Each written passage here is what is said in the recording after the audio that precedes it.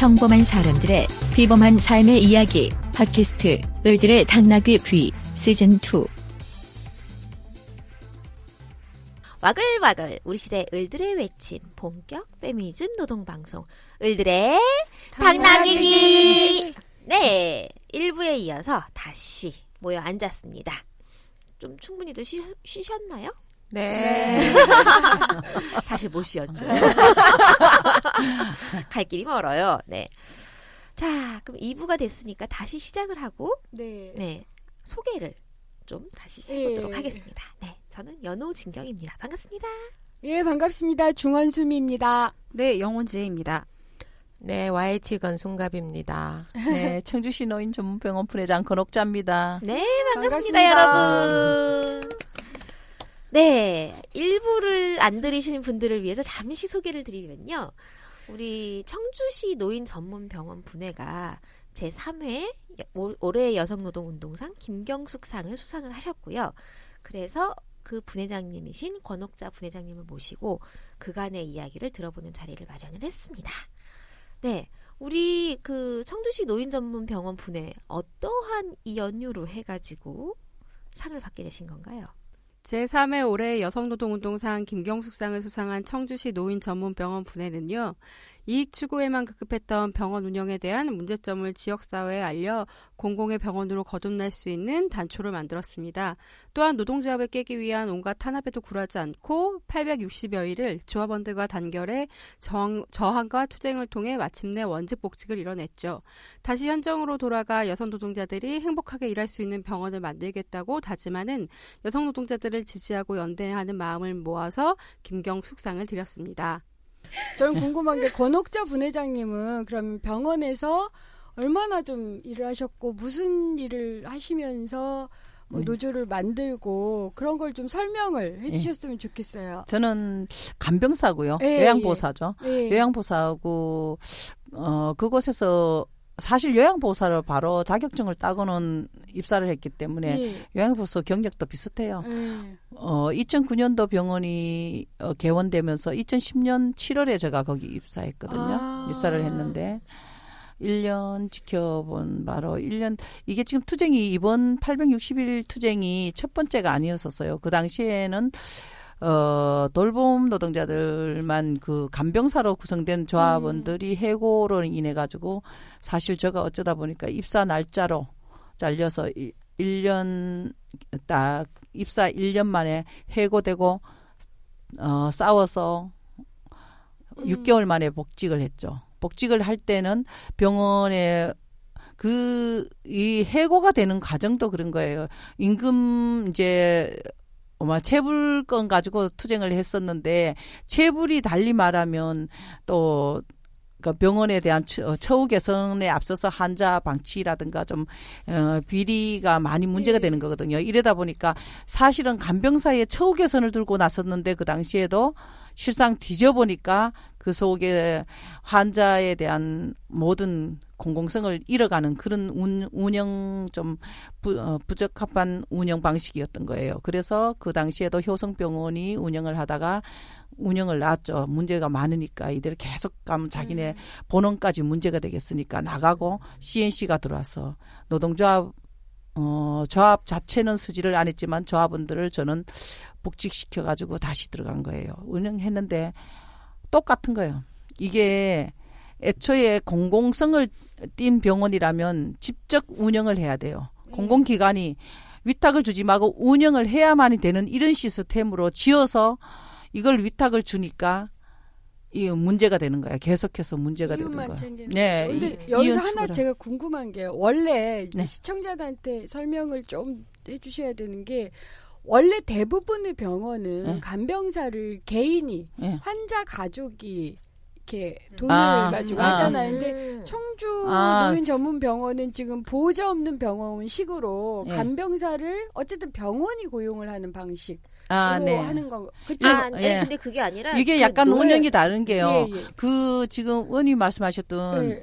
그 개인이 고용을 하는 병원은 급성기 병원이라고 내가 뭐 수술을 끝내고 예, 예, 예. 일반 이런 거고 요양병원은 병원은- 달라요. 요양병원은 간병사 요양원과 또 자체를, 다른 간병사를 해서 이 다인실처럼 예, 예. 여러 명의 환자를 한 명의 간병사가 돌보는 체제.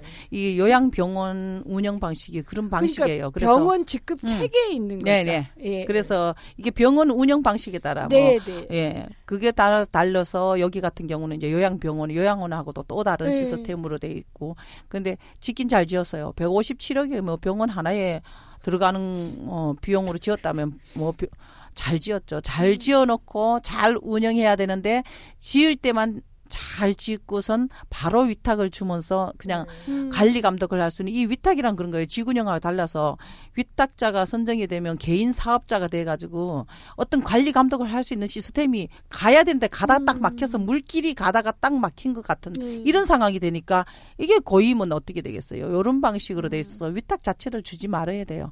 사회복지기관을 어쨌든 영리로 가지 않게 하는 방식은 직접 운영해야 되는 게 맞는데 이거를 위탁을 계속 주는 시스템이 전국에서 시도에 가면 다 있어요. 도립도 있고 그래요. 시립도 있고 예. 군립도 있고 다 있어서 청주에만 해도 5군데가 지어져 있거든요. 이 지어져 있는 걸 다 위탁을 주면서 문제가 생겼던 거죠. 근데 다행히 청주시 노인전문병원에는 노동자들이 이건 아니다.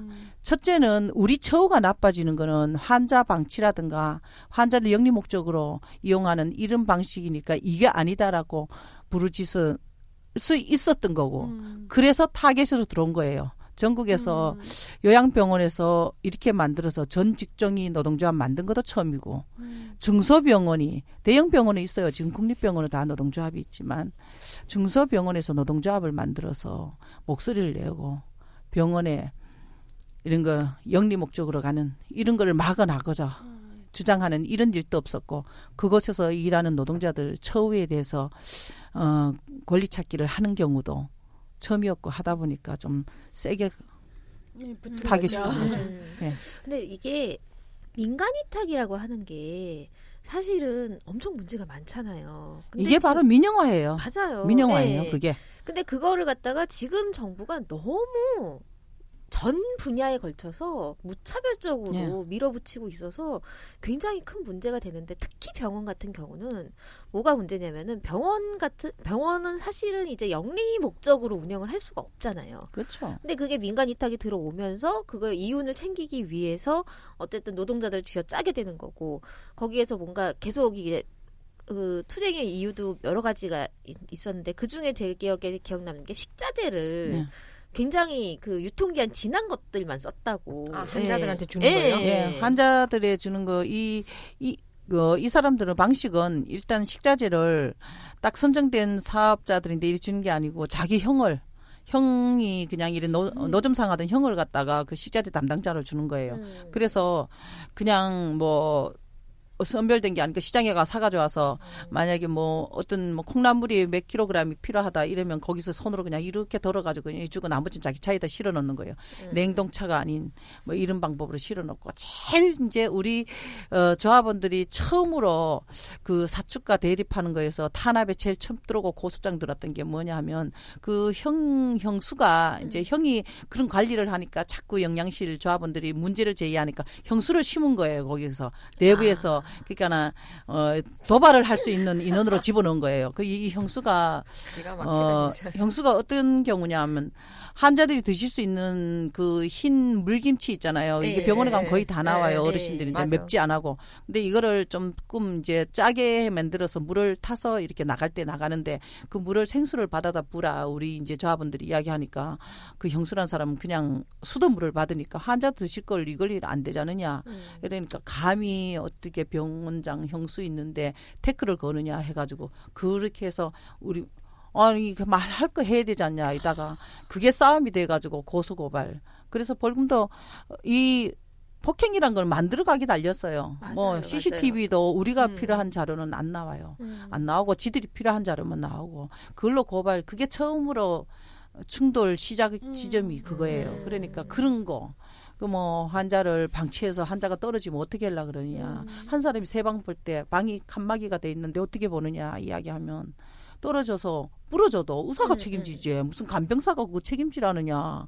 니들이 고치는 것도 아닌데 무슨 책임지느냐. 근데 내가 돌보는 환자가 저기서 지금 떨어져서 지금 다리가 부러졌는데 이걸 어떻게 모른 척 하느냐. 이런 걸 가지고 싸우다가 그게 항의를 하면 이제 문제가 되고 이래서 현장에서 막 우리 보면 뭐 상사 폭행 뭐 이런 거 고발된 게 많아요. 근데 이 폭행이란 게 애매한 게 병원에서 진단서 끊기 예. 나름이잖아요. 예. 의사가 진단을 끊어주는 거예요. 의사가 막 두드려 패요. 막 두드려 패놔 놓고서는 비조합원을 시켜서 싹 두드려 패. 맞으면 그거 가지고 의사가 진단서를 끊어줘. 우리는 가면 정당하게 끊다 보니까 뭐 나오는 게 없어요. 그렇죠. 이렇게 해서 며칠 전에도 또 아직 시큰 두드려 맞고 지금 벌금 내야 된다고 억울하다 그런 거 있는 현장에서 이런 식으로 그 환자에 직결된 문제가 많은 거예요. 사실 그래서 노조를 만드시게 예, 된 만든 건가요? 이유가 그거였던 거예요. 그러니까 이거를 자꾸 주장을 하다 보면 지들 권리 주장하면서 뭐 이걸 주장하냐 하는데 그 이유가 저희들이 처음에 딱 했는 노동조합 만들 때 딱 하나였었어요. 4년마다 위탁이 바뀌니까 이 위탁 바뀔 때 라인 쓰기 자꾸 이런 것 때문에 현장에서 문제가 생기니까 그렇게 하지 않고 우리가 고용이 다시 보장되게 고용승계. 내가 예. 여기 4년을 일하다가 사업자가 바뀌었을 때 완전히 우리는 그냥 실직으로 다시 재입사가 되니까 이러면 문제가 있지 않느냐. 그러니까 우리는 고용만 안정되면 된다라는 주장으로 우리가 이전에 그게 없었는데 다행히 딱 협약서에 조합은 6명은 고용 승계를 한다라는 걸 였었거든. 협약서에. 네. 효성에서 시행시로 넘어갈 때. 이거를 가르쳐줬었어요. 그리고 당사자들은 또 고용 승계가 된 줄 알지만 신입이 다 뒤져봐라. 신입으로 서류상 돼 있거든. 아 이건 아니구나. 그럼 이제는 한 눈을 떴으니까 최소한 그러면 조합원으로 조합 만들어서 우리가 고용 승계 이래서 내가 여기 근속 연수나 인정받은 그거 하나면 된다라는 걸로 하고 다 만들었던 거예요. 그러니까 부서마다 다 만들 수 있었던 게 바로 그 이유였던 건데 딱 그러면 임금 인상안은 우리는 접는다. 노동조합만 인정해라. 그리고 당신네들이 있는데 우리가 임금 인상안이라든가 처우 개선을 요구하지 않겠다. 딱 4년 하고 나서 원장님이 하실지 안 하실지도 모르지 않느냐. 하셔도 그렇고 안 하셔도 그렇고 우리는 고용 승계는 해야 되겠다. 그래야만 현장에 불합리가 없어지지. 자, 가장인데 잘 보이고 뭐 총무부장인데 잘 보이면 임금 인상만 되어 오는 게 아니라 그냥 고용 승계도 되는 거니까 라인 타기를 하니까 현장이 엉망진창 된다. 줄서기를 하느라고. 줄서기 하느라고 일을 제대로 잘만 안 보이면 하는 되는 거죠. 거야. 잘만 보이면 돼. 일 막 안 하다가 가장 오면 그때는 막 혼자 다 한 척하고 다니면 되는 거예요. 이렇게 되니까 이건 환자인데 그대로 직결되는 거다. 맞아요. 이게 맞아요. 문제다. 맞아요. 환자를 아무리 정성껏 돌봐도 소용없어. 환자를 진심으로 돌보는 사람이 문제가 아니라 과장님 잔치에만 잘 가면 돼. 이런 거를 없애자고 만드는 게 노동조합이었어요. 그래서 그것이 사실은 증명된 건 그걸 알려나가기도 어려워요. 딱 서류상으로 나와 요구안이 딱 이래도 무리한 요구와 전국의 최고의 대우를 막 이렇게 하면 아까 우리 YH에서도 이야기했잖아요. 언론은 우리 편이 아니에요. 우리 목소리는 귀를 기울이질 않아. 그거 알려나가기도 어려워요. 그걸 알려서 상대방들이 아 맞네. 이걸 보니까 그러네라고 할 때쯤이면 노동조합이 너무 강성이라서 또 뭐 이렇게 폐원을 시킨다. 폭력범이 나온다. 막 이렇게 또 다른 이슈를 만들어요. 또 그게 아니고 우리가 너무 억울하다는 걸 밝힐 때쯤이면 다른 걸 또 만들어내더라고. 이렇게 하다 보니까 860일이 금방 가더라고요. 그런 거 억울한 거를 다시 그래서 청주시 노인전문병원 860일 투쟁은 무엇을 얻고자 한 투쟁이 아니에요. 무엇을 갖고자 한 게 아니라 내 억울함을 말하고 그것을 증명하기 위해서 계속해서 들어오는 탄압을 막아내는 과정뿐이었었지. 다른 저도 어쩌다 보니 이전에 투쟁도 해봤다 그러잖아요. 그럴 때는 뭐 그냥 퇴직금을 적게 주려고 그래서 퇴직금을 다 내놔라. 다 요구했어. 그러고 보니까 그러면 줄 수 있는 걸 왜 그랬냐. 뭐 이런 식으로 안 그러면 임금 인상안을 가지고 한다든가 뭐 이런 걸 가지고 싸워야 되는데 그렇게 노동조합 세우는 과정에서 해고를 시키니까 복직을 시켜라. 복직을 하니까 또 임금을 안 주는 거예요. 안 주면 또 그러면 임금을 내놔라 이러니까 왜 그런지는 모르고 우리가 주장할 때마다 들으잖아요. 이제 860일 동안 뭐 언제는 막 해고자 복직시켜라. 근데 복직시켜서 근데 임금을 안 줘. 전 우리 조합원들은 막 비조합원은 주고. 그러면 임금 이제 체불을 내놔라. 이러니까 왜 요구하니 니네는 맨날 틀으니? 시에서도 이야기하는 게 상황이 얘들이 왜 이때는 해고자를 이야기하고 이때는 뭐 고용승계를 이야기하고 이때는 왜 체불을 이야기하는가 아니, 모르는 거예요. 그걸 몰라? 관심이 없죠. 관심을 들 필요가 없다라고 생각하는 거예요. 그래서 그런 이야기를 전혀 안 하는 거예요. 그 왜 청주시 노인전문병원은 요구안이 매번 틀으니 언제는 조례를 바꿔라. 예, 그건 그렇고 사실은 860일 동안 같이 한다는 게 쉽지는 않잖아요. 어찌됐든. 근데 그 힘이 어디 있었을까 좀 되게 궁금해. 보통은 이렇게 같이 하다가도 빠져나가고 많이 그러는데 그러지 않았던 것 같은데 그 이유가 뭐예요? 다들 그렇게 이야기하더라고요. 그 뭐 임금 인상이라든가 어떤 다른 요구안이 있거나 아니면 임금이 보전되거나 그런 거 아닌데 처음에 싸울 때도 그 현장 탄압이 너무 심했던 거지. 너무 말도 안 되는 심하고 애초에 요구가 있었으면 어쩌면 더 오래 못 갔을 것 같아요. 임금 인상안을 요구했는데 그러면 폐원이 돼. 그럼 임금 인상안 후퇴하면 되는데 계속 집행부에서 그걸 하니까 폐원되니까 이런 게 그게 아니라 현장에 탄압을 하는 거예요. 해고를 시키고 계속 해고 정직을 막 그런 탄압이 있으니까 그 탄압을 막기 위해서는데 그거 억울하다 했는데 폐원을 시키니까 이건 진짜 억울한 거예요. 내가 무엇을 양보를 하래 누군가는 자꾸 다른 사람들은. 근데 양보할 게 없는 거예요. 날 해고시킨데 날 양보하래. 그럼 내 해고가 아니고 그냥 집에 가라는 뜻이잖아. 그게 억울하니까. 그래서 그만큼 다들 어딜 가로든 물어요. 괜히 뭐 어떻게 해서 그렇게 견딜 수 있었고 어떻게 뭉쳐서 싸울 수 있었나. 사실 마지막 순간에 적게 남았지만 거의 한 달 남았을 때까지도 그 인원에 50명이 그냥 있었어요. 그냥 있었던 그 이유가 진짜 깨기 위해서 시청은 끝도 없이 문제 해결을 하려고 하는 게 아니고 해유를 시켜서 안 된다. 시병은 이제 다시는 안 연다. 폐원도 사실은 병원장이 한 게 아니고 시가 하는 거예요. 그 폐원을 강제로 환자를 170명을 그냥 전환 조치시키고 이래가면 그거는 노동조합원들 흩어지라 소리였었거든요. 그런데도 안 하는 게 상대들이 우리가 말하는 걸 요구안이 아니라 탄압의 억울함을 말하는데 들어주지를 안 하고 더 탄압으로 들어오고 더 기가 막히게 사람을 만드니까 억울하니까 견디는 거예요. 다들 그러니까 거의 저 같은 경우도 지금 3년째 임금 구경 못했지만 우리 조합원들 들어가가지고 아직도 못 들어간 조합원 똑같습니다. 2년 반 동안 임금 못 받고 있어도 견디는 이유가. 그런 소급해서 받을 수 없나? 받을 수도 없어요. 이게 민간 위탁이라서 그 사업자하고 떠났고 그거는 폐원시켰고 폐원 이유가 아마 다시 개원이 된 거니까. 이래서 전혀 아직 임금 문제도 다 다르니까 그걸 다 조합원들 다 알아요. 아무도 책임을 못 지는 거예요. 그런데 폐원이 되면 사실 이게 끝이다라는 생각을 많이 하는데 그래도 개원을 시키고 그 희망을 가지신 건 대단한 것 같아요. 네, 쉽지 않거든요. 그래서 폐원됐을 때 사실은 사람들이 폐원되면 다 흩어지지 않을래나 그랬는데 그리고 진주의료원이 거의 우리 맞아요. 있는데 표본을 계속 그 소리를 해요. 시도 그런 거를 막 써서 찌라시로 뿌려요.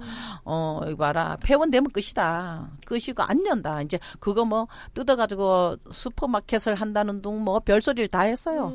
그 매각시켜 버린다. 뭐 이랬는데 실상 이제 그런 거는 조합원들이 알고 있었던 거예요. 우리 병원은 매각을 시킬 수 없는 거. 이런 거를 집행부는 그런 걸 알려줬죠. 이게 사실 그 목적 기금으로 된 거예요. 그런 건 아시죠, 그죠?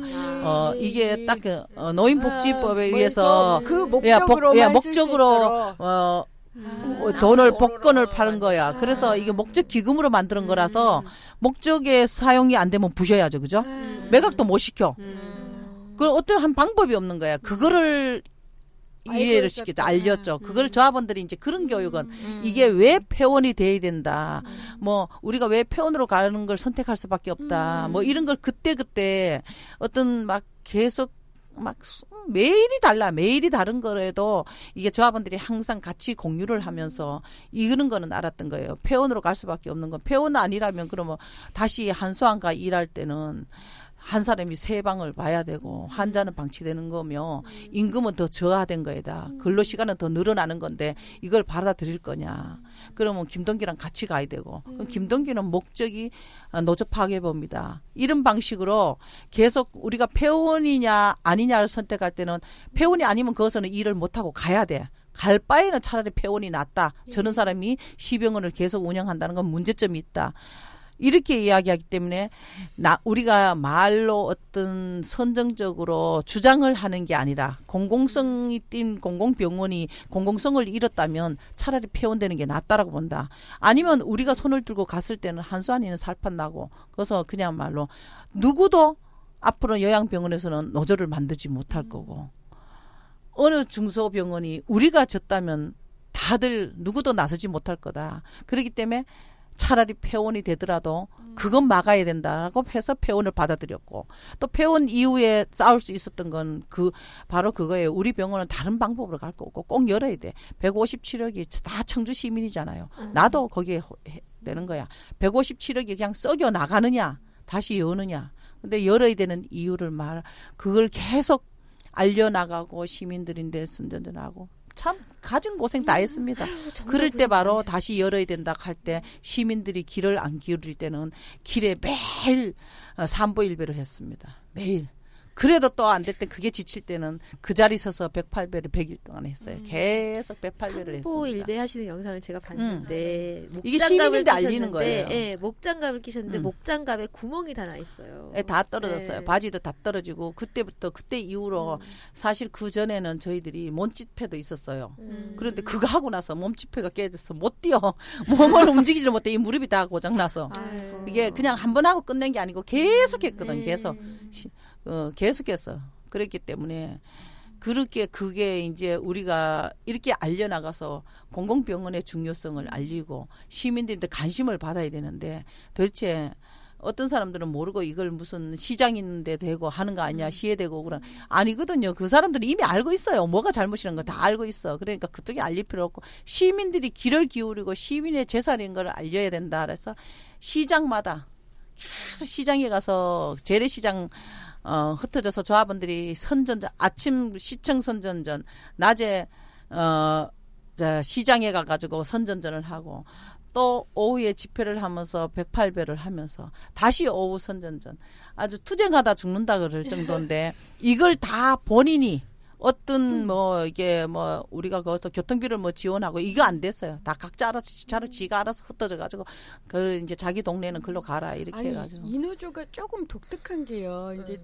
대병원에는 이제 노조가 있는데 대개의 경우는 간호사가 중심이다. 예. 간호사가 네, 있어요. 지금 보통은 간병사 쪽은 좀 따로 노조를 네. 만드시든가 거의 가입이 안 되는데 여기는 지금 간병사이시는 네, 간병사가 주도를 하고 거기는 하는 간호사가 이게 있어요? 처음이에요. 저희들이 간호사가 이게 그래서 있어요? 근데 아니 병원인데 간호사가 당연히 있죠. 간호조무사가 당연히 있죠. 예, 다 병원이니까. 있다고 하셨기 때문에. 그런데 처음에 초창기에는 저희들 구성원이 간호사, 간호조무사, 간병사, 치료사, 사회복지사, 운행 또 말하자면 우리가 에스레이 기사죠. 영상 기사, 영양실 이 다가 가입돼 있었어요. 저는 이러면 의사만 빼고 이거 행정직만 빼고는 다 가입을 돼 있었던 이유가 여기가 바로 이런 노동조합이 구성되기도 어려운 상황이면서 그만큼 문제점이 많았다고 보죠. 그렇게 의기투합하기가 어렵다는 거는 그 현장이 중소기업 그래서 사실 그렇게 만드는 데가 없어요. 간호사는 간호사대로 이 병원에 가면 조금 나머지 이기적이에요. 이 서로가 터치하는 그런 직업이라 보죠. 간호사가 간병사인데 와서 지시를 해야 돼요, 그죠? 이 일을 알아야 되고 뭐 지시를 해야 되고 이리 서로 저희들 영양실 조합원들이 제가 한 분회장이 되고도 한 3, 4개월 동안 분회장이 누군지 얼도 몰랐을 정도로 모르는 거예요. 서로가 직종이 틀리니까. 이런 상황에서 노조를 만들 수 있었던 게 바로 특이한 상황이면서 꼭 그렇게 구성이 돼야 되는 게 중소병원의 문제예요. 그렇죠. 중소병원에서 간호사가 몇 명 되겠어요. 대형병원에 가면 수백 명 돼요. 그렇지만 중소병원에는 몇 명 안 돼요. 그 힘으로 할 수 없어요. 청주도 중소병원이 많습니다. 그 많은 4개, 5개 병원, 청주 가면 딱 지금 그 5개 병원이 이걸 만들기 위해서 만들었다 다 깨졌어요. 안 돼. 몇 명 안 되니까 힘이 약한 거예요.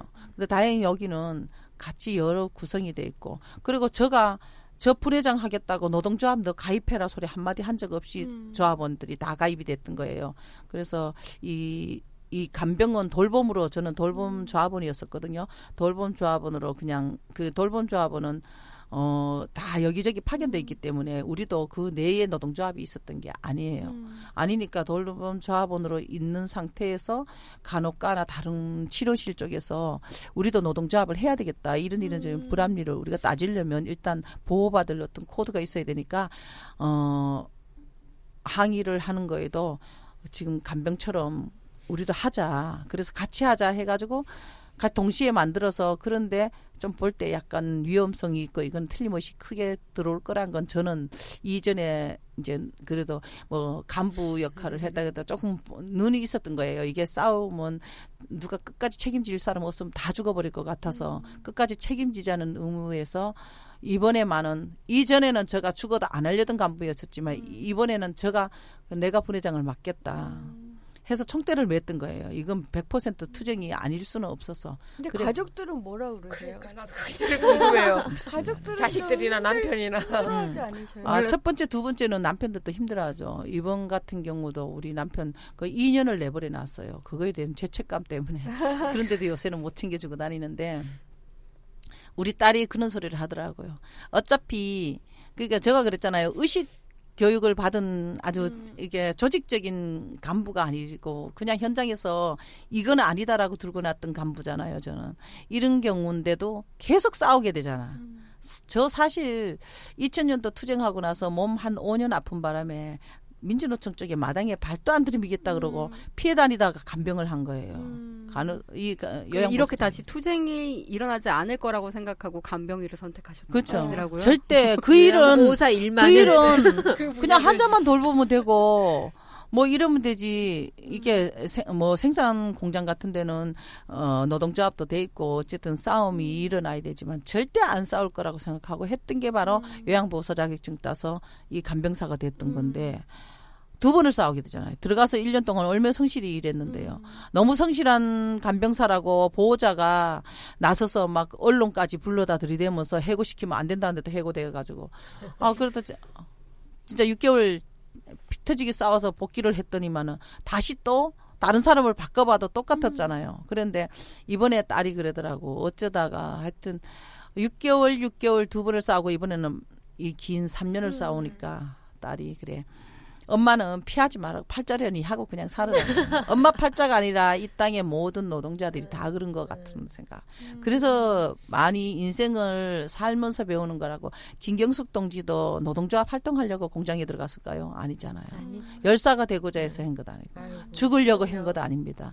그냥 가족 먹여 살리고 뿌리고 내 동생 공부만 시키면 돼서 딱 그거. 그거 하나만 바라고 했는데 노동 열사가 됐습니다. 이게 바로 삶이 제가 조합원들인데 이야기하는 우리 조합원들 복귀하면서 노동조합 활동 제대로 할 수 있을까 걱정하지 마. 돌아서는 사람이든 비조합원이든 현장이 노동조합을 부른다. 내 너희들도 노동조합 가입하라 그랬어? 노동조합 만들라 그랬어? 아닌데 너희들이 했잖아. 이전이 다 돌아섰던. 참 지금 내 조합원으로 남아가지고 지금 열심히 들어갔던 이 조합원들이에요. 옛날에 노동조합 가입했다가 다 탈퇴했던 사람이에요. 옛날 투쟁이 첫 번째 투쟁에 다 탈퇴를 하고 걔들은 해고를 안 당하고 나는 해고를 당해 들어갔어요. 그런데 그 사람들이 그럼 입장이 다르잖아요, 그죠? 걔들은 탈퇴를 했어. 저번에 왔던 석경순이 같은 경우도 그런 경우예요. 그런데 나는 한 번도 너 노동조합 가입해 소리 안 했거든요. 저는 노동조합은 이런 거야라고도 이야기 안 해요. 딱 하나 뭐 간식에 문제가 있다. 근무 체계에 문제 있으면 아무 사람과 혼자 가서 따져요. 따지는데 다른 사람 목소리가 필요할 땐 지들이 알아서 냈어. 이게 노동조합이라는 걸 그냥 생활에 깨우쳐 준 것뿐이에요. 그냥 그게 아니다라는 거. 그게 아닐 때는 말해야 된다. 혼자서 말할 때 안 될 때는 여러 사람이 목소리를 내야 된다라는 걸 그냥 본인들이 삶에서 깨우치는 거지. 이게 무슨 만들어지는 게 아니잖아요. 그래서 몇 번을 싸워도 어쩔 수 없이 지금 그러면 이제 투쟁했으면 끝났을 것 같아죠. 글쎄요. 시작이고 그래서 제가 다시 시작일 거라고. 아니요, 절대. 절대 아니에요. 근데 지금 제가 알기로는 부대장님께서 분신을 시도를 하셨었어요. 네. 아, 근데 그때 라이터가 젖어서 불이 안 붙었다고. 그랬는데 살운명이었어요. 아니 근데 저는 이제 어쨌든 이제 내가 죽기를 결심한 거잖아요. 네, 사실 죽기를 결심해야만이 하는 짓이었었어요. 근데 무슨 생각으로 그러셨어요, 진짜? 네? 그 매번 그 질문이 들 땐 조금 불도 붙이지 못한 처지라고 하는데 아까 우리 저기 YH 동지가 이야기하셨잖아요. 투쟁을 해가면 묻혀져 가는 거, 알아주지 않는 거. 우리는 억울한데 아무도 그거에 외면하는 거. 그래서 언론도 아무리 우리가 기자회견을 하잖아요. 지금 우리로서는 일생일대 폐원이 엄청 큰 거잖아요. 근데 우리가 하는 폐원을 알리는 기자회견에는 기자가 하나 따나요. 근데 원장이 하는 기자회견에는 다 가. 시장이 안 됐다 다 가. 근데 걔들 말만 하잖아요. 노동조합이 너무 강성이 있어 폐원입니다. 우리는 그게 아니거든. 폐원을 저 사람들이 이렇게 이 영리로 운영을 하다가 그게 잘 안 되니까 지금 그러는 거다. 이렇게 이야기하는 거는 한 개도 전달이 안 돼요. 방법이 없어. 우리가 할 수 있는 방법. 근데 그게 단식이었고 그게 삭발이었고 그럴 때는 언론발 받더라고요. 어쩔 수 없어 투쟁해가는 과정에. 그런데 분신 같은 경우는 하지 말아야 되겠죠. 그거는 저도 사실은 그런 거 같은 경우는 썩 좋게 보지를 안 하거든요. 그래서 이게 돌출되는 거나 이런 거는 사실 별로 좋아하지 않아요. 다른 사업장에서 저처럼 막막하면 그런 짓을 할까. 그게 염려스러워서. 그러면 시병원이 어쨌든 다시 외부로 알려지고 다시 동지들이 모여들고 그래서 다시 개원으로 갈 수 있었고 시민단체라든가 모든 시선을 집중할 수 있었던 기점이 그때가 맞아요. 맞는데 그걸 알기 때문에 그 짓을 했어요. 사실은.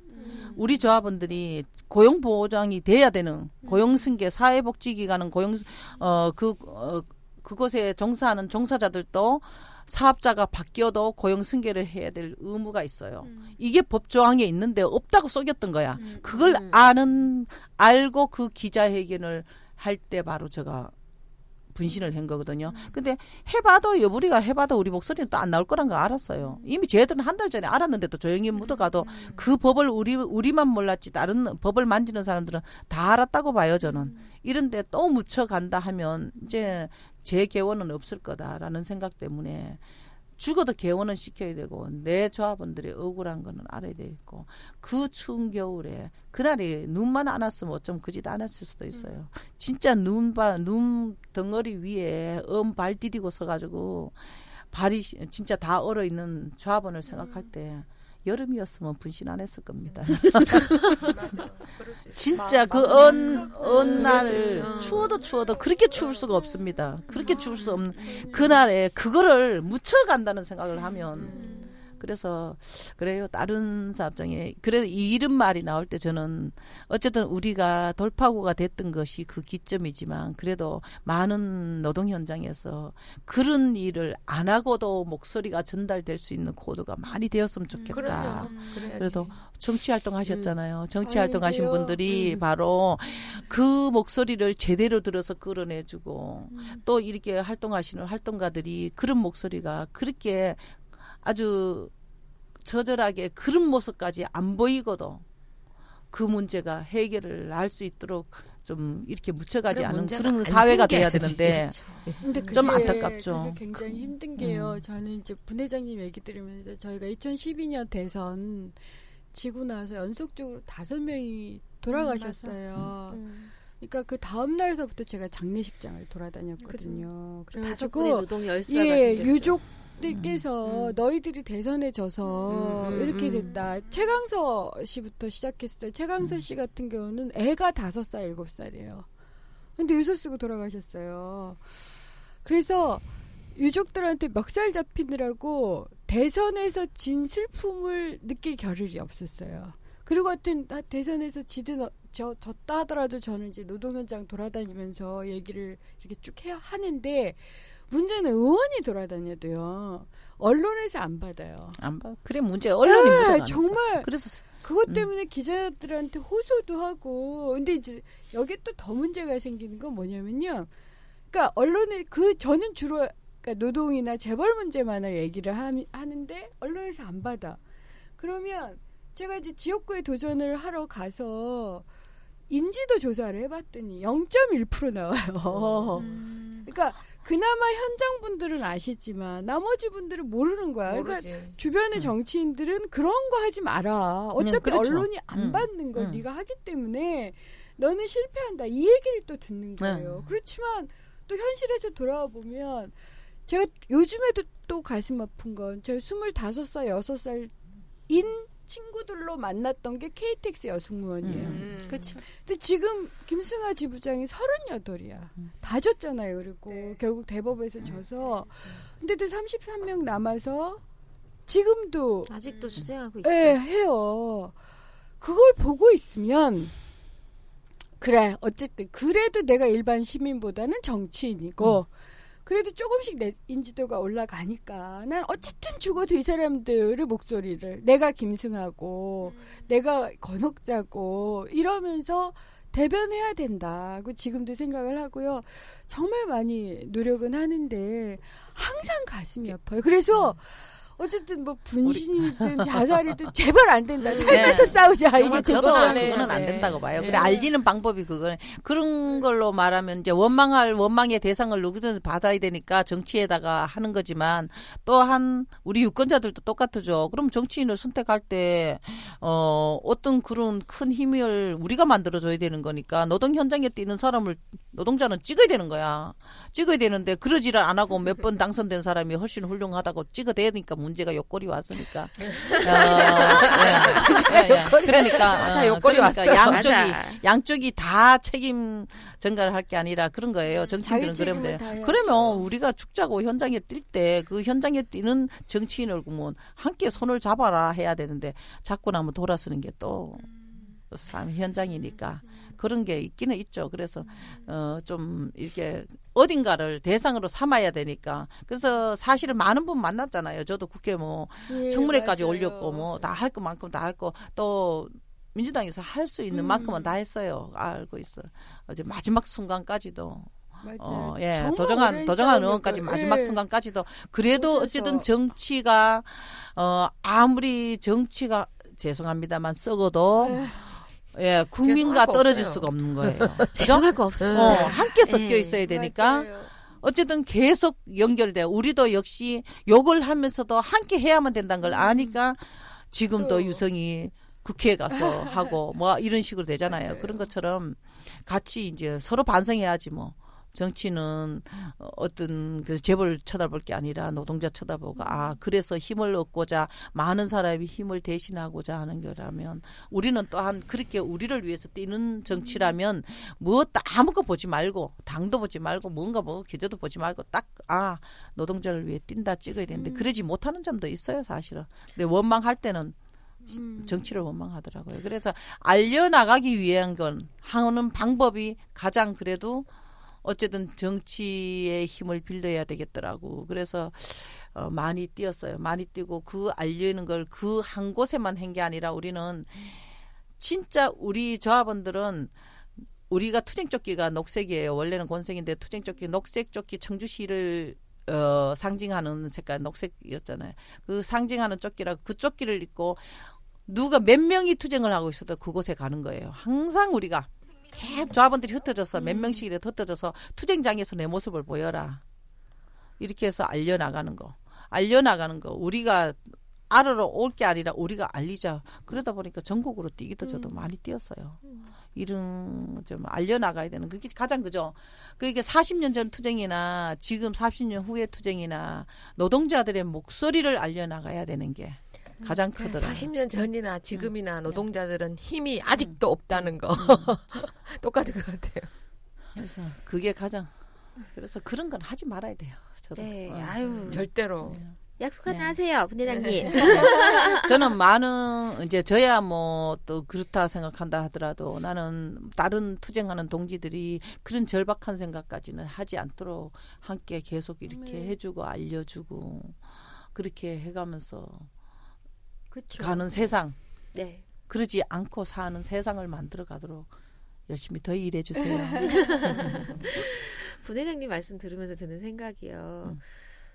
이게 정말 눈만 안 내렸어도 라는 생각이 언뜻 들었는데 그 눈이라고 하는 게 사실은 굉장히 작은 여러 사람들의 관심과 그다음에 그것에 대한 사람들의 이야기와 그리고 그것을 나누는 마음과 그런 것들이 아니었을까 싶어요. 그러니까 언론은 자기 자리에서 가장 약한 사람들, 가장 힘이 없고 우리 사회에서 정말 가진 것 없는 사람들의 이야기를 사회에 알려주는 그 역할을 충실히 해야 되는 거고, 정치는 또 다시 가장 힘없는 사람들이 권력을 가질 수 있게 권력을 나누는 역할을 해야 되는 거고, 저희들도 또 마찬가지로 활동 속에서 그 활동을 같이 해야 되는 거고, 그리고 우리 권옥자 부회장님처럼 현장 노동자들은 자신의 현장이 보다 인간다운 사람이 살 수 있는 그런 환경이 될 수 있게 각자의 자리에서 각자의 역할을 다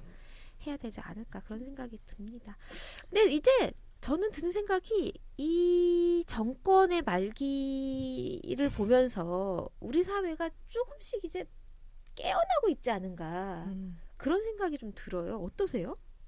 근데 그렇잖아요. 그러니까 예를 들어서 미국은 트럼프가 당선이 됐고 여기 그러니까 미국 오큐파이 월스트리트라고 해서 젊은이들이 월가를 점령하자, 그리고 1대 99의 사회를 넘어서자라고 거기도 뭐 캠핑촌도 만들고 하면서 싸웠을 때는 정말 많이 깨어나는구나라고 생각했을 거예요. 근데 결국 이제 트럼프가 당선되는 이런 걸 보면 저희들은 노력을 하면서 가는 거고, 다만 그 과정이 일직선은 아닌 것 같아요.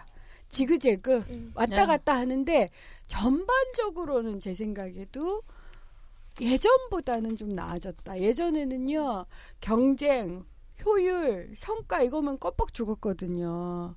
근데 요즘은 구의역 김군 사건도 그렇고 여러 가지 사건에 대해서 시민들이 불편해도 좀 괜찮다, 이런 얘기들을 해주시는 걸 보면 조금은 나아진 것 같긴 하지만, 그렇다 해도 일직선으로 가는 건 아니잖아요. 일직선은 아니지만 어쨌든 돌아도 계속 그러니까 각오는 있는 것 깨어난다고 같아요. 해서 그럴 것 같으면 뭐 현명 이후에 뭐 다 좋아졌어야죠. 많은 그 지나간 많은 현명 뒤에는 다시는 이런 일이 없었어야죠. 그러니까 계속 깨어 있어야 되죠. 깨고 나서 끝내서 있으면 안 되죠. 항상 민중이 깨어 있어야 되는 거야. 항상 내가 내 삶에 대해서 내가 목소리를 낼 수 있어야 되고, 또 그 좀 내가 힘이 있다 하거나 아니면 그 목소리를 들을 수 있는 입장이 있는 사람이라면 계속 목소리를 들어야 되고, 이런 게 깨어 있어야 되는데 그게 어느 정도로 가버리면 다시 다쳐버리니까. 굉장히 힘들죠. 다시 왜냐하면 다쳐버리니까. 제가 이제 그런 얘기를 하는데 제가 있는 중원이 어려운 분들이 좀 많이 계세요. 그래서 중원의 인력업체 이름이 분당 파출부예요. 그러니까 중원이 분당 바로 옆에 있는데 중원에 있는 인력업체 간판이 분당 파출부예요. 그럼 저는 가슴이 아프잖아요. 그 명패 바꿔달라고. 맞아. 찾아가서 그러려고 제가 아는 분이기도 해서 저는 계속 그게 걸려요. 근데 그렇게 사시는 분들의 입장에서 보면 이제 일용직이나 이 경우는 일당해서 58,000원에서 8만 원 정도 받으시는데, 그런 분들이 정치에 관심 있고 깨어있기 힘든 거예요. 그러니까 저한테 사는 거 자체가 그러니까 저한테 그래요. 발밑이 절벽인데 무슨 촛불, 심지어는 그런 얘기까지 하시는 분들 계세요.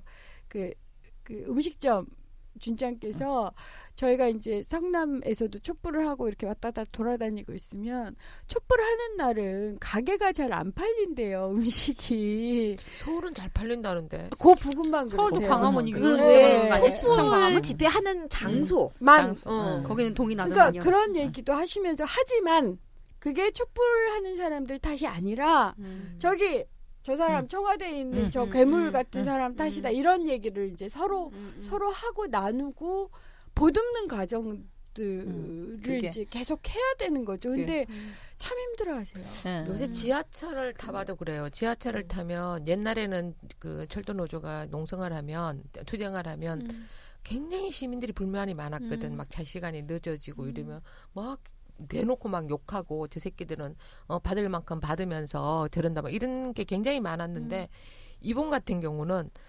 전혀 그런 불만들이 없어요, 시민들이. 오히려 불편해도 괜찮아. 불편해도 괜찮아. 네. 니네 힘들겠다. 정말 많이 발전한 거 아니에요? 시민들 의식이?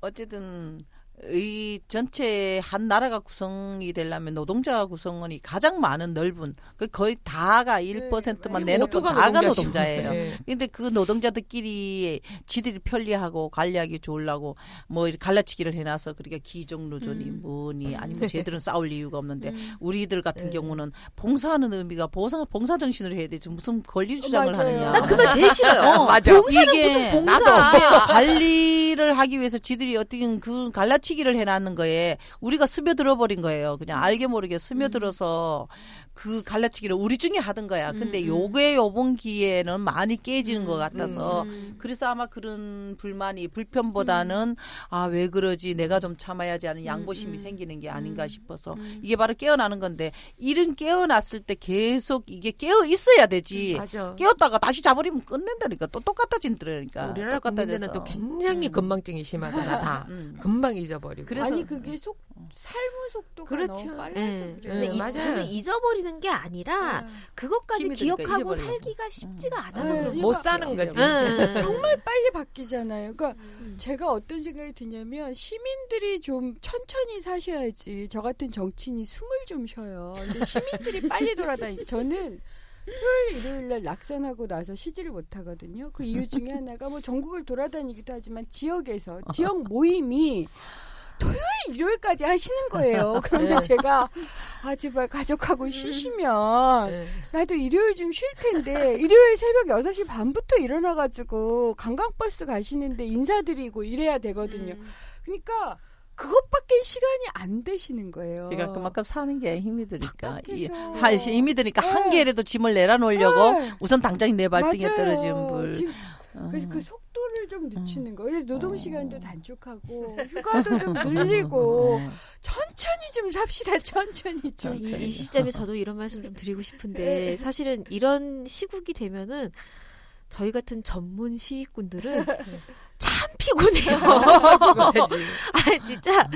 아, 이 집회가 한두 개가 아닌데 당장 이번 주 토요일만 해도 무슨 단체들 뭐 하는 거를 회의 있고 뭐 청와대 싸는 인간띠 있고 막 이렇게 줄줄줄 스케줄이 1시부터 나오래요. 1시부터 나와가지고 본 집회는 6시인데 그리고 이번 주는 또 1박 2일이라면서요. 새벽까지 한다고. 근데 1시까지 나오래. 그만큼 세상이 투쟁해야 되는 게 많은 거예요. 그러니까요. 현장 노동자들로 봤을 때는 그런 거예요.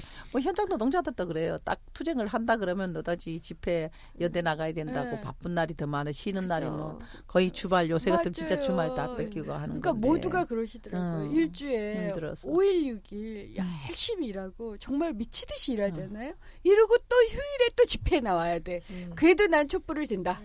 이렇게 요즘들 말씀하세요. 맞아요. 나 휴일 정말 쉬고 1년이라도 반납하고 청와대 좀 정리한 다음에 우리 긴 휴가 가자고. 되게 재밌는 통계가 있는 게 대한민국이 노동 시간이 OECD 국가 중에서 2위잖아요. 예. 근데 뭐 이거저거 다 따지고 나면 1위로 올라간대요. 근데 전 세계에서 노는 시간이 가장 긴 나라 3위예요. 도대체 잠은 언제 자는 겁니까? 야, 난 그 얘기 듣고 진짜 놀래 나자빠지는 줄 알았어요. 왜냐면 새벽까지 술 마시죠.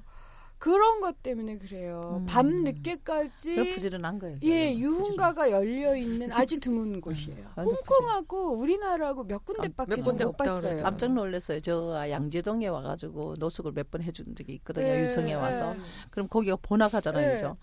밤 늦게까지 화내 도대체 차가 왜 그렇게 많은 거예요. 그러니 옛날 어른들이 등불 켜놓고 일한다 이런 거 이건 대단한 거라고 생각을 하고 했는데 지금은 밤새 그러더니 새벽 3시부터 다시 또 잠깐 한 2시 되니까 좀 짜면 이제 자나보다 서울 사람도 이랬는데 아니 3시부터 다시 또 다니기 시작하는 거예요. 차가 매연 때문에 제발 차 좀 그만 다녔으면 하는데도 이런 거 보면 그래서 노는 걸 일하는 것처럼 하는 사람들이 그러니까. 또 대한민국 사람들이라고 하더라고요. 그만큼 사람 사는 자체가 힘든데 그 힘듦에도 그 노동력으로 힘들어야 되는데 다른 어떤 지배계층의 탄압 때문에 착취 때문에 아니면 미친 짓에 힘이 들은다는 거는 이건 좀 너무 억울해서 노동자 세상이 와야 되는 거 아닌가요? 네, 맞아요. 나는 권옥자분 회장님 너무 신기한 게 말씀 하나하나가 무슨 전 교육 듣는 느낌이거든요, 지금. 네. 아이고, 전혀 집회에 한 번도 안 가고 26일날 가기로 약속한 내 딸은 엄마 알아? 엄마가 모두가 전투적이 됐어. 큰일 났어. 이러던데. 이게 좋게 말하면 그렇게 말씀하시지만 나쁘게 말하면 매사를 전투적이 돼버렸대요. 그러면 딸 입장에서는 그렇게 보여지죠. 따님은 직장에 예. 다니세요? 토목 해양 토목을 설계하는데 나이 많이 먹었어요. 39입니다.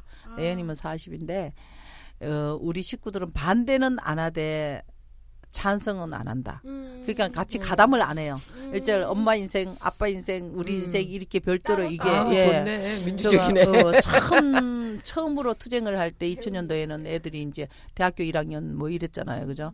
이런 나이에 했는데 전혀 한 번도 집회장에는 안 오는. 그래 이제 뭐 농성장에 필요한 것만 잠깐 지나가다 휙 사서 던져주고 가는 이런 정도인데 이번에는 나가봐야 되겠대요. 26일날 처음으로 딸하고 집회장을 가게 소원 성취했습니다. 가야 된대. 그만큼 막그래가 나쁘긴 나쁜가 봐요. 그러니까 얼마나 많이 모이겠냐고. 네. 이제. 그래서 처음으로 가는 건데 비 와서 지금 아까 비 오면 가기 싫은데라고 이야기를 비 하더라고요. 온대요, 그러는데 뭐래? 비가 3mm 정도 온대요. 그래서 이 전현이 비 오나 비 오면 안 되는데 그래 욕하면 안 되지. 더한 욕해도 돼. 여기라도 한 번은 그러는데 이렇게 아마 모든 삶이 투쟁으로 가야 되는 상황이고 그러다 보니까 그런가 보죠. 뭐 살다 보니까 내가 노동자니까 투쟁을 안 하는 세상이 와야죠. 그때 사실은 그랬잖아요. 저는 훈련된 게 아니라 삶의 현장에서 그냥 그게 아니다. 그 해고시키는 건 해고가 아니다. 부당하다. 해고시켜서는 복직시켜라. 이런 거 말한 것뿐인데 그건 당연히 해야 되는 그 당연함이 엄청 대단한 것처럼 상까지 받더라고요. 그런 세상이 됐습니다. 그러니까 얼마나 많은 사람들이 싸우지 못하고 있느냐고요. 얼마나 우리만 조건 나쁘게 현장에서 일하는 게 아니거든요. 내보다도 더 나쁜 조건에서 일하는 동지들 많아요. 그럼요. 진짜 힘들어서 그런데도 말 한마디 못하고 있는 사람들이 많은 거야. 그런데 목소리를 냈다는 이유로 상을 받는 거지. 실상은 그 목소리도 못 내는 노동자들. 그 사람들은 얼마나 더 척박한 환경에서 일하나 싶어서 좀 그런 게. 나 그래 이번에 우리가 후보가 단일 후보다 그때 깜짝 놀랐습니다. 세상이 이렇게 살기 좋은 거가 아니에요. 아닌 건 다 알잖아요. 그렇죠. 그러니까 얼마나 많은 노동자들이 투쟁해야 됨에도 불구하고 생계 때문에 어떤 그런 법적인 압박 때문에 못하는 거예요. 투쟁하는 게 죄인이요. 빨갱이고 저희들 법률 비용 엄청 나왔습니다. 그거 버느라고 저 진짜 장사란 장사는 다 해봤습니다. 아까 가져온 그것도 바로 우리가 그 재정 사업을 하던 겁니다. 이런 식으로 뭐 동지들 체육대회 한다 그러면 좀 있는 공무원 노조 이런 데는 좀 잘 하잖아요. 그런 데가 밥 장사 했어요. 저 미역 장사 잘합니다. 이렇게 할 수 있는 게 저희는 그나마도 되는 거지. 그것도 못해서 못 싸우는 이런 노동자들이 너무 많은 게 안타까워서 후보가 하나란 싸울 데가 없는 게 아니라 싸우지 못하는 동지들이 또 많구나. 그러고 보니까 저도 그 광고 하나 해야 된다. 그러고 보니까 SK, LG 이런 데 하청 노동자들이 이렇게 모여 있는 게 희망연대 노조라고 있어요. 민주노총 산하거든요. 네, 들어봤어요. 근데 여기서 지금 계속 싸워서 이겼는데도 진 빚이 10억이에요. 그래서 지금 이 빚을 갚기 위한 그 기금 운동을 하고 있거든요. 그래서 혹시 이거 들으시는 분들 계시면 희망연대 노조 딱 치고 들어가시면 거기서 12월 2일 날 후원 주점도 하고 국민은행 통장으로 기금도 받고 스토리 펀딩도 하고 그래요. 그래서 오늘 저 이거 녹화 끝나고 나서 참여연대에 가서 희망연대 노조 기금 모금 토크쇼도 같이 하거든요. 기억을 좀 해주세요. 정말 싸우기도 힘든데 계속 아까 법률 소송 그러니까 소송비 손해배상비 이게 너무 쌓여가지고 내가 해고가 됐어. 부당 해고예요. 분명히 근데 그거 하나 하는데도 노무사 사야 되고 변호사 사야 되고 다 해야 되잖아요. 그래야 되는 거예요. 그랬는데도 저희들 같은 경우는 아직도 그 부당 해고 기간 동안에 이행금은 내요. 기자가 얼마나 웃기면 어떤 기자가 전화가 왔어. 지금 나 찾을 일 없었겠네 하니까 저 현대중공업을 워낙 이제 대기업들이 어떤 경우냐 하면 부당 해고를 시키고 복직을 안 시키는 거예요. 안 시키면 강제 이행금을 물려. 네. 이행을 해라. 그래도 지령이 떨어지는데 안 하면. 그런 그 이행금 벌금은 노동부로 들어가는 거거든요. 이 이행금을 내고 안 시키고 다시 해고시키는 거예요. 그럼 또 1년 동안 계속 이 노동자는 싸워야 돼요. 싸워야 돼서 이겼어. 이제 분명 부당 해고니까. 그러면 부당 해고 기간 동안에 임금을 줘라. 그러면 안 주면 또 얘들은 사축은 이행금만 모으는 거예요. 이런 걸 대기업이 일부러 하는 거야. 안 집어넣고 몇 년이라도 현장에 안 집어넣고 그럼 노동자가 견딜 수 있는 상황이 아니잖아요. 몇 년 동안 임금 보전을 못 받고. 그런데 이거는 민사예요. 민사로 가면 또 안 주면 재산 다 감추면 땡이에요. 재산 그쵸. 있는 놈은 되는데.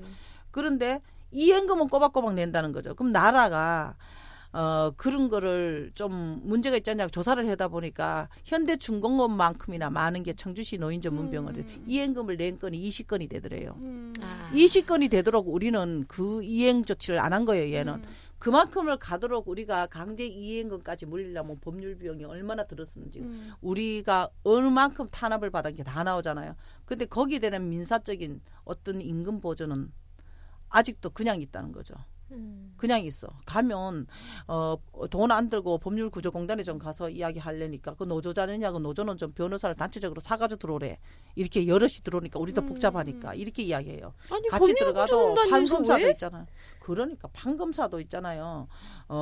노조는 일단 네 말은 네가 강성이야. 너는 말빨이 세니까 너는 그냥 너는 목소리 그러니까 너는 이렇게 비노조는 같이 일이 나도 그쪽은 편드는 거야. 이런 방식으로 법으로 들어가도 그렇게 돼요. 그렇게 돼서 청주시 노인전문병원 20건의 이행금을 사축은 내면 그런데 노동부가 그러면 한 3건대 이행을 안 하면 계속 벌금을 받아들일 게 아니라 집어넣어 버렸어야 돼. 나머지 17건은 저지르지 않도록 만들어야 되는데 그게 제도가 안 돼 있다는 거죠. 계속해서 그냥 이행금을 물었으니까 이놈은 죄는 다 면해졌어. 그러면 민사, 근데 우리는 그러면 임금 어떻게 하라고? 그건 너 민사로 가야지. 우리가 임금이 그게 체불이란 건 확정서만 해주면 된다. 가면 민사는 진행이 안 돼요. 얘들은 재산 다 감추는 데는 지금도 그런 식으로 된다는 거죠. 이렇게 이런 방식으로 반복된 노동자의 탄압에 대한 범죄를 어떤 제도가 나라가 법이 그거를 참 봐준다는 거지. 뒤에서 눈 감아주는 자체가 노동 탄압을 부르고 노동 착취를 부른 거. 그게 현장에서는 힘들고 이러니까 싸우지 못하는 노동자들이 더 많다는 게. 대한민국 노동법 손봐야 될 때 너무 많아요, 진짜. 네. 이게 체불임금 같은 경우도 사실은 저는 그 생각 들어요. 임금을 안 줬다라고 하면은 사업주가 그거 10배를 노동자한테 줘야 된다라고 법에 딱 명시가 돼 있으면은 사업주가 주고 말지 뭐하러 그걸 안 주고 버티겠어요. 안 그래요. 근데 임금체불의 가장 큰 문제가 뭐냐면 사업자가 재산을 미리 돌려놓고 시작하는 거예요. 돌려놓고 언제든지 돌려놓고 시작하는 그러니까 거예요. 돌려놓고 시작해서 아니, 돌려놓고 시작하는 게 지금 문제가 아니라 의사예요. 그걸 의사면 갖다가, 얘가 지금 의사 자격증을 안 근데 써먹겠어요? 어쨌든 이래도 이건 안 돼. 법적인 논쟁이 있는데 저는 이건 국가가 나서야 된다. 네. 저희들은 그러니까는 국가가 구상권을 반복적으로. 청구하는 게 맞다고 먼저 지급을 하고 지분. 임금체불에 네, 대해서 네. 먼저 지급을 하고 국가가 이걸 세금으로 하는 거니까 받아내는 건 굉장히 독하게 받아낼 수 있잖아요. 국가가. 그러면 그렇죠. 국가는 받아낼 수 국가가 있지. 받아내는 거야. 기업을. 간혹은 그런 제도가 조금씩은 있어요. 예, 조금씩은 구상권 있는데 청구가- 아주 미비하다는 거죠. 예, 아주 예, 있기는 있어. 뭐 체당금 같은 경우. 빨리. 예.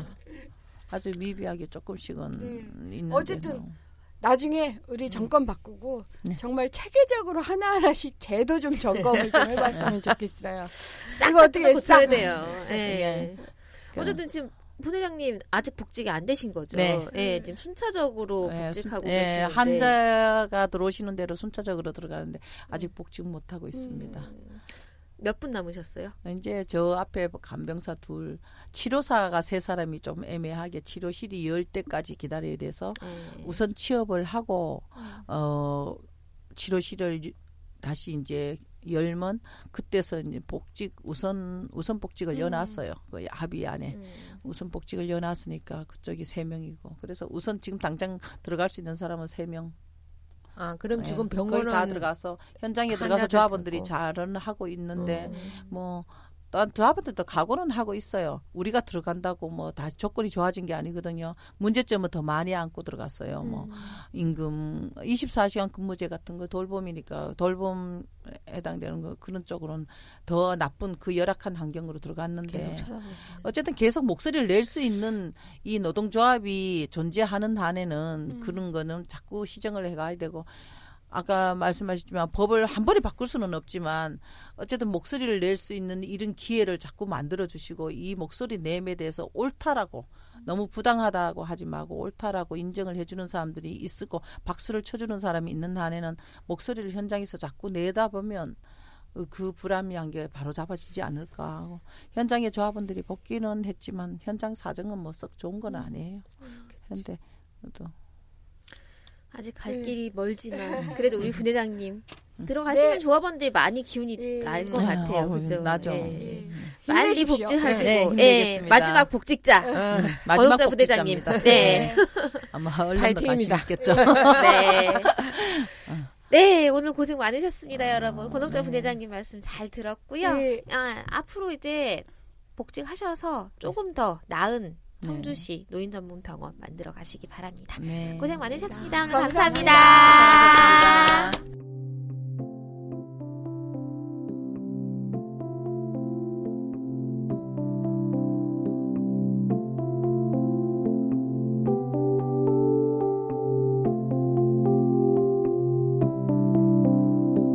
을들의 당나귀 귀 시즌2는 2016 아름다운 재단 변화의 시나리오 지원 사업으로 한국여성노동자회에서 제작합니다.